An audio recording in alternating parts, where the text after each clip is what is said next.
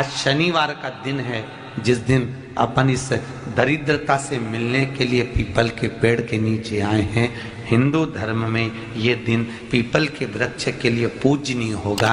जो भी शनिवार के दिन पीपल के वृक्ष की पूजन करेगा, दूध चढ़ाएगा या मिष्ठान का भोग लगाएगा, लक्ष्मी और नारायण उसके घर में प्रवेश कर जाएगा। लक्ष्मी और नारायण उसके घर में प्रवेश करेगा। इसलिए नियम बनाया। कौन से दिन का? शनिवार।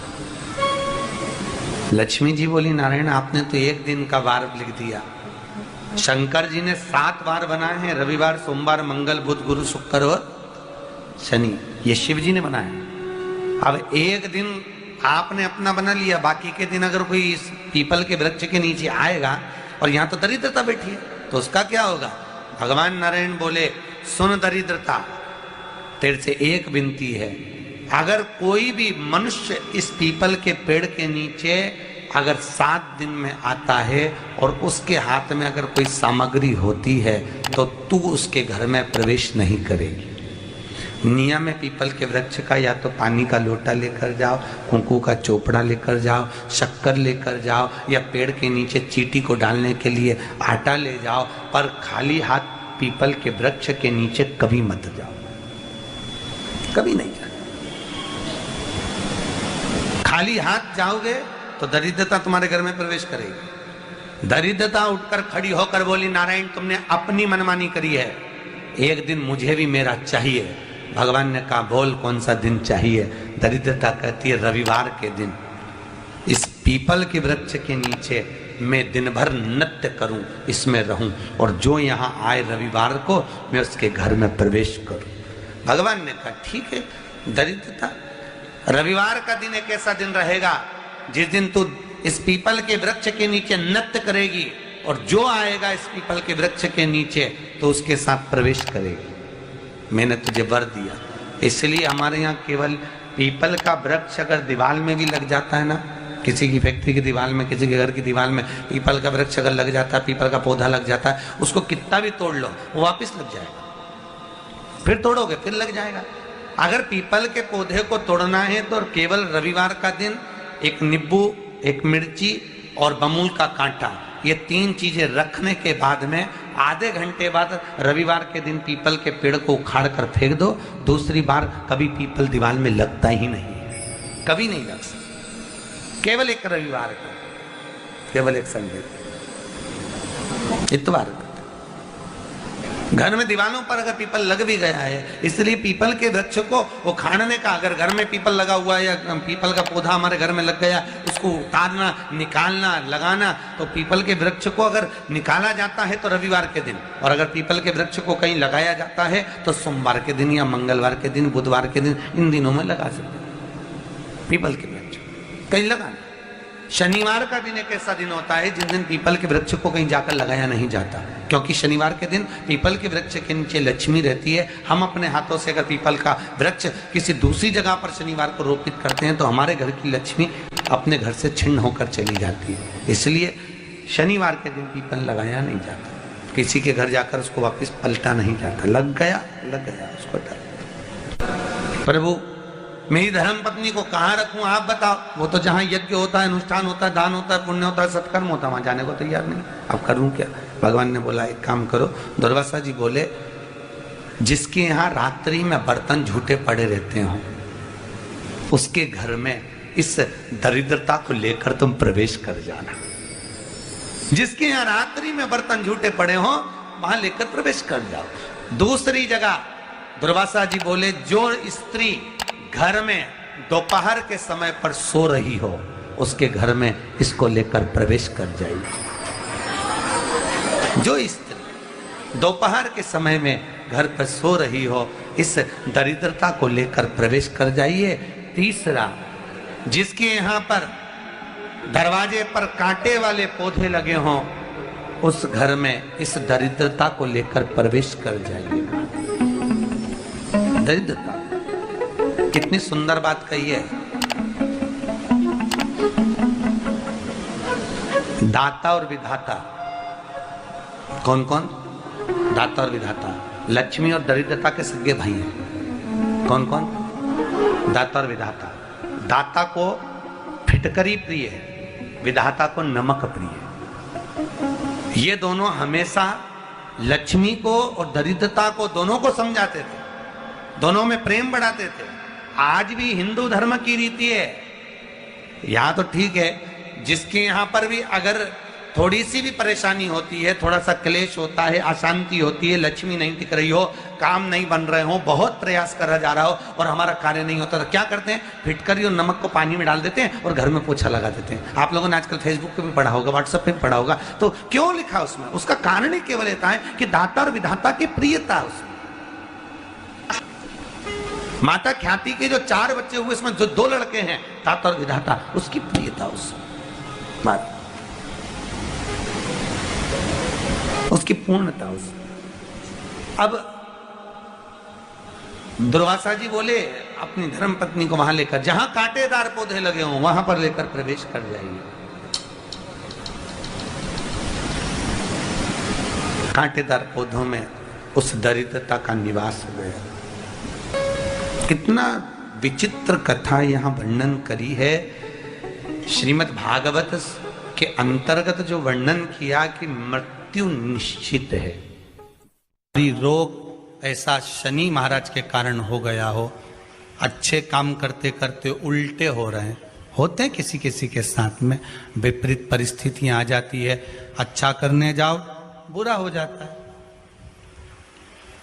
अच्छा कर्म करने जाओ बुरा हो जाता है।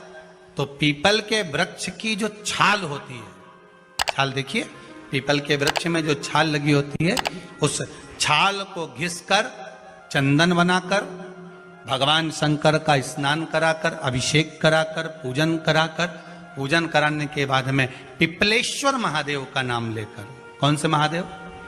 पिपलेश्वर महादेव का नाम लेकर वो जो घिसी हुई छाल होती है, उस छाल का तिलक भगवान शंकर को लगा लो और उसी का थोड़ा सा भाग अपने कंठ पर, मस्तक पर लगाना प्रारंभ कर दो।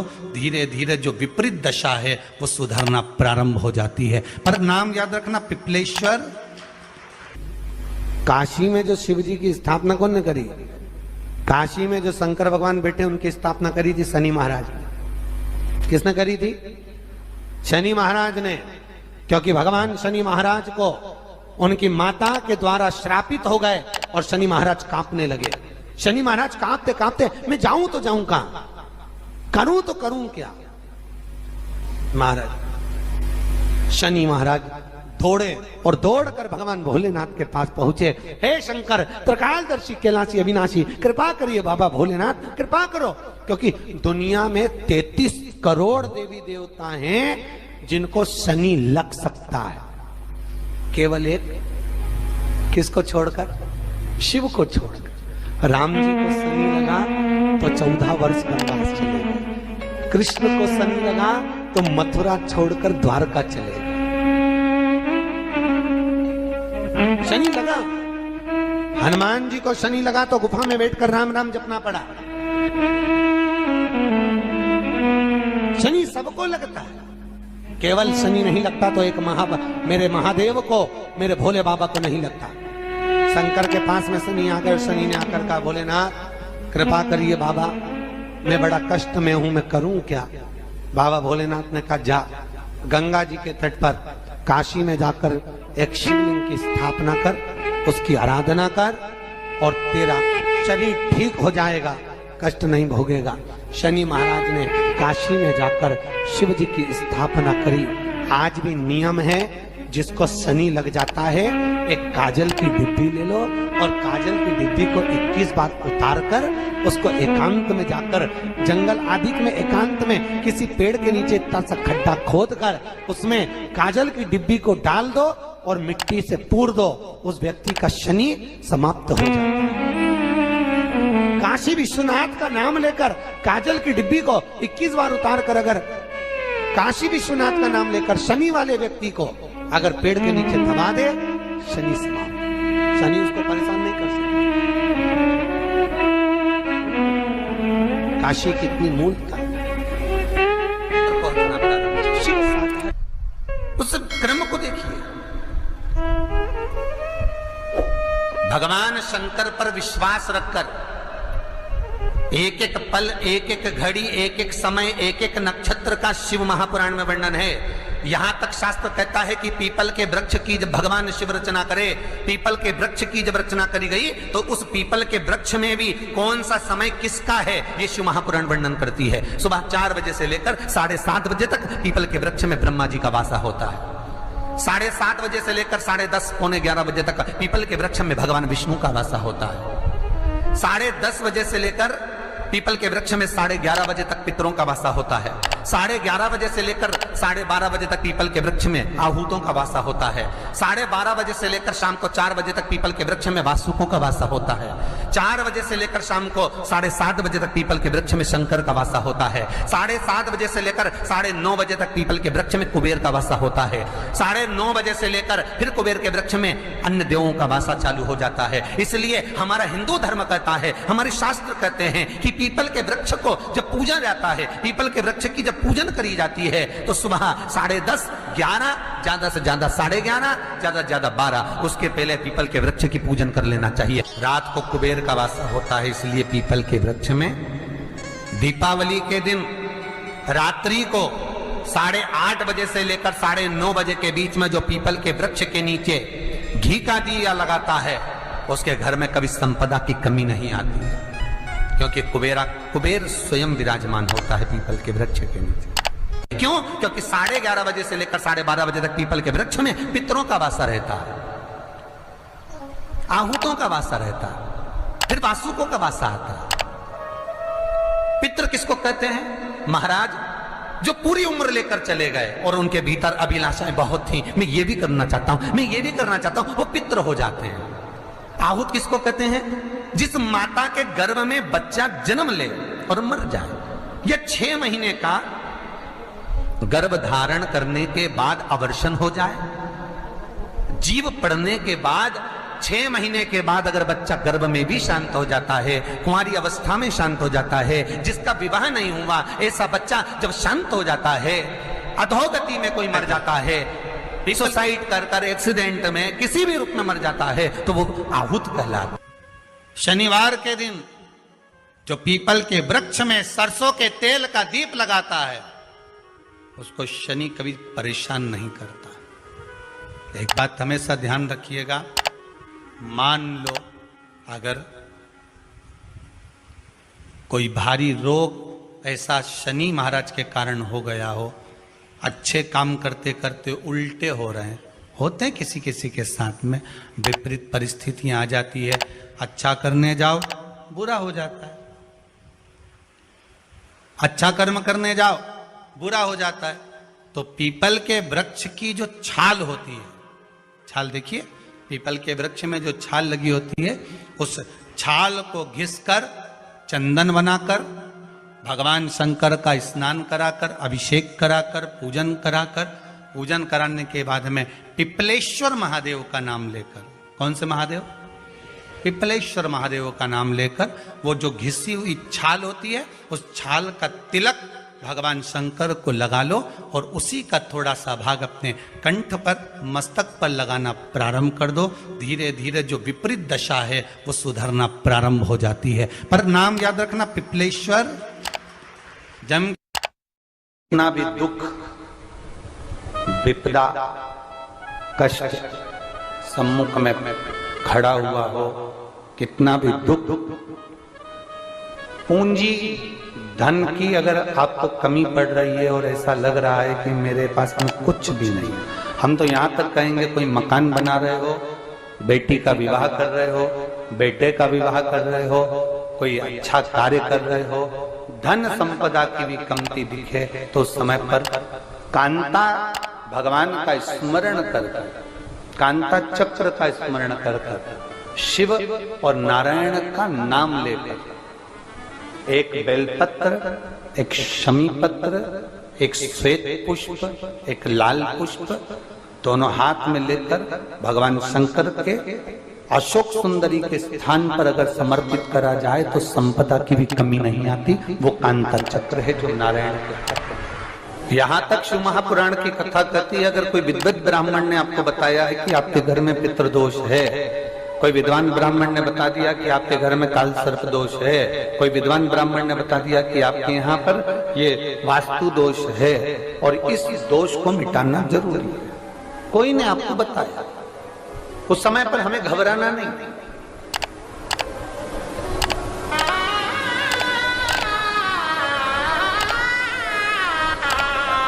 उस समय में घबराने का क्रम नहीं है।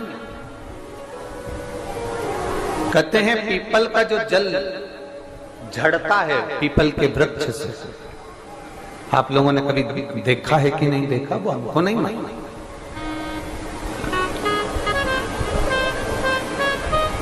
कितना भी अगर कोई वास्तु दोष बता दिया, पितृ दोष बता दिया, काल सर्प दोष बता दिया, कितना भी अगर कोई दोष बता दे, तो पीपल का जो जल वृक्ष में से झड़ता है, कभी कभी आप उसके नीचे हाथ रखकर देखना, थाली रखकर देखना, उसमें पत्थर पर देखना, तो वहां पर भी पानी के निशान आपको मिलेंगे, बूंद के निशान मिलेंगे।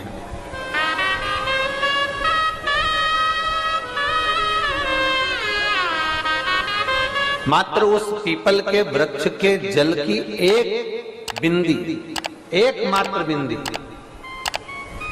शंकर भगवान का जो शिवलिंग है जलाधारी है, चरण है, गणेश कार्तिक का स्थान है, अशोक सुंदरी का स्थान है, और प्रत्येक जलाधारी में से पानी बीच में से आकर नीचे की ओर गिरता है, नीचे की ओर गिरता है।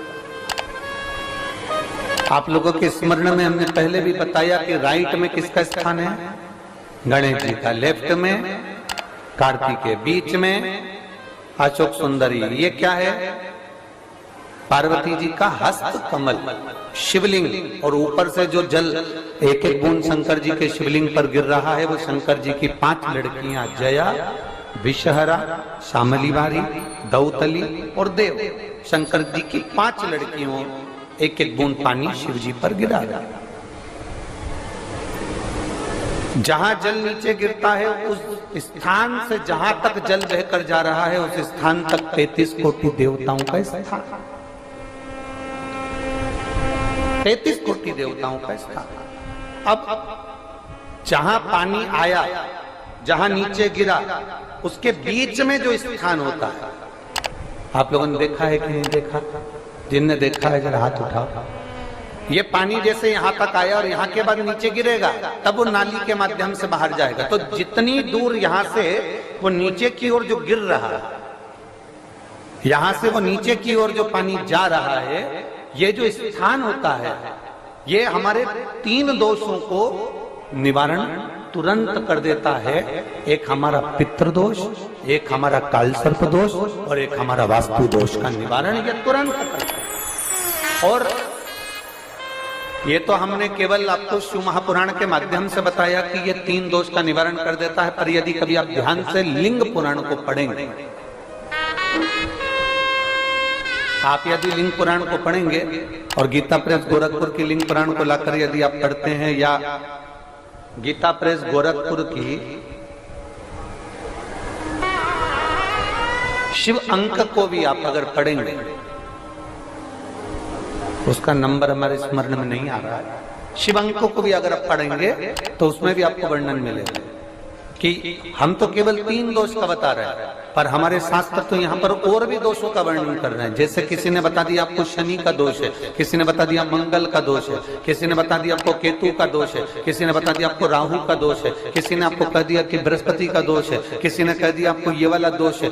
दुनिया के जितने दोष पीपल के वृक्ष के झड़ता हुआ जल की एक। हर हर महादेव। पूजनीय गुरुजी बताए गए सभी उपाय आप कर सकते हैं। 27 सितंबर शनिवार श्राद्ध नवरात्रा, शनिवार के 5 विशेष उपाय है। शनि 7.5, पित्तदोष, मंगल दोष, वास्तु दोष, यह धन संपदा, रोग मुक्ति, कर्ज युक्ति, व्यापार, लक्ष्मी प्राप्त कर सकते हैं। यह पूजनीय गुरुजी सारे उपाय बताए गए, तो आप अवश्य सुने और समझें, और आपको अच्छे लगे तो लाइक शेयर सब्सक्राइब करना ना भूलें। धन्यवाद।